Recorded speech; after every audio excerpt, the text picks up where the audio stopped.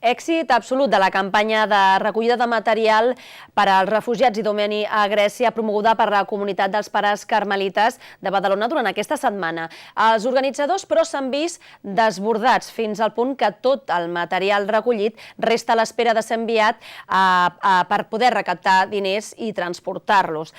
Precisament aquest dijous al vespre s'acabava de fer el trasllat de tot el material fins a l'interior de l'Escola dels Pares Carmelites i de l'antic edifici de l'Escola Lola Anglada per evitar la pluja d'avui. La campanya començava dimarts amb un degoteig constant de ciutadans que aportaven tot tipus de material per als refugiats, com roba, sabates o fins i tot tendes de campanya. En poques hores, els responsables de la comunitat carmelitana de Badalona es van veure desbordats i demanaven a tothom que guardés les seves donacions per a una futura recollida. Estem totalment col·lapsats i aleshores es tracta de que si la gent pot guardar-se el material i més endavant podem flotar un altre camió que vagi cap allí, ja tornaríem a demanar l'ajut, no?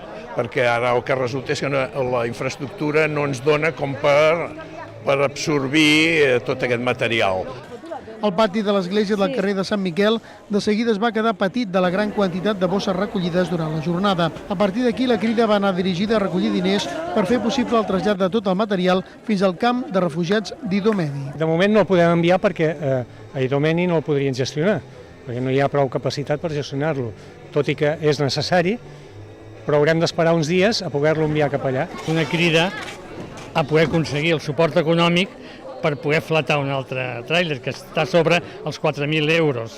Hi ha permisos, peatges i tot, no? Però sempre hi ha conductors voluntaris. No sé, adreçar-me a tothom que vulgui col·laborar i sobretot a les institucions. Desenes de badalonins s'han volcat aquesta setmana amb aquesta campanya i han ajudat a classificar tot el material rebut i traslladar-lo a d'altres espais de la ciutat, on poder deixar-lo durant un temps. Les donacions s'han guardat a l'antiga escola Lola Anglada, a l'interior de l'església, i també a uns locals cedits a Sant Adrià de Besòs. Aquest divendres, però, s'ha traslladat part d'aquest material al pavelló olímpic, a un espai cedit pel Club Joventut, on s'hi podrà quedar fins que s'aconsegueixin els diners necessaris per fer arribar les donacions als refugiats.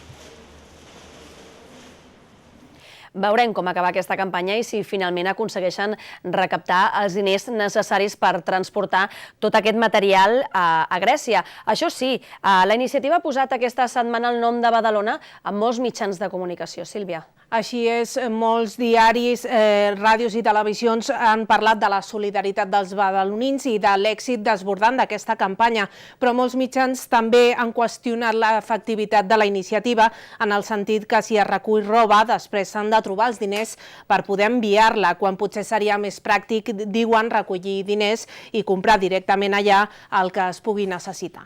Tot i això, els pares carmelites agraeixen la col·laboració de totes les persones que han respost a aquesta crida, persones que han vingut de molts municipis, fins i tot de fora de Badalona. Així és. Són molts els badalonins que es van acostar a l'església dels pares carmelites durant les primeres hores de recollida, però també gent de fora de la ciutat que es van trobar altres punts de recollida tancats i van decidir desplaçar-se fins a Badalona per fer la seva donació. Dintre de la injustícia que els governs que es treuen el problema de sobre, jo crec que la gent respon bastant bé. Perquè, clar, molta gent que estan patint i no tenen res, si nosaltres ens sobra, podem donar-ho, és perfecte. Bueno, esto me parece súper necesario porque, bueno, estamos viviendo algo que no se entiende, ¿no? Y todos tenemos que intentar colaborar y hacer lo que podamos. Escoles de la ciutat, badalonins i persones d'arreu del territori han volgut contribuir a aquesta iniciativa, però no només aportant material, sinó també col·laborant de manera voluntària per traslladar i classificar tota la roba. Penso que s'hauria de fer una mica d'abans. Penso que està molt bé i que la gent està portant, mireu quina gran muntanya, més no s'hi pot fer. Falta una mica de mans, però de roba i de coses, molt bé. Fer de voluntari no només ajudes, sinó que t'ajuda.